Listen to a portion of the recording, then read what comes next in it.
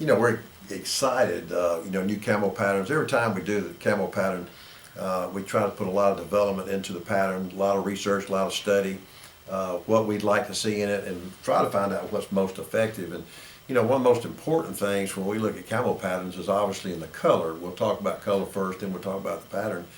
But, one thing over all my time of hunting all my life, one of the things that's most consistent is obviously the back foliage and the woods. The woods are always brown and grays, as far as your trees, your understory.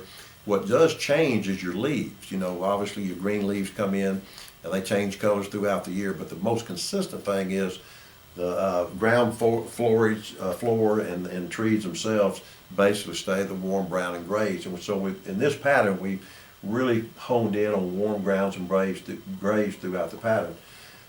One thing I'm excited about on the pattern is the depth of the pattern. What I call this pattern right here is when reality, as far as these limbs in here, meet abstract, which is in the background abstract areas.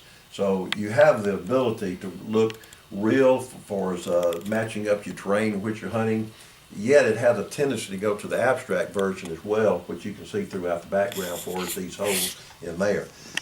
One of the other interesting features too about camo is when you look at something up close and you're bow hunting, you see this exact pattern, but when you back off of it for 100 and 200 yards, these now become shapes and objects, more blending in with the abstract background. So it does have the ability to work at long distances as well. But in developing the pattern, it's one of those situations we take a lot of pride in what we do, a lot of research and development in it, and with the technology that we have too, with the photorealism and taking photography and coming back and putting pieces of the puzzle together to make the best realistic patterns.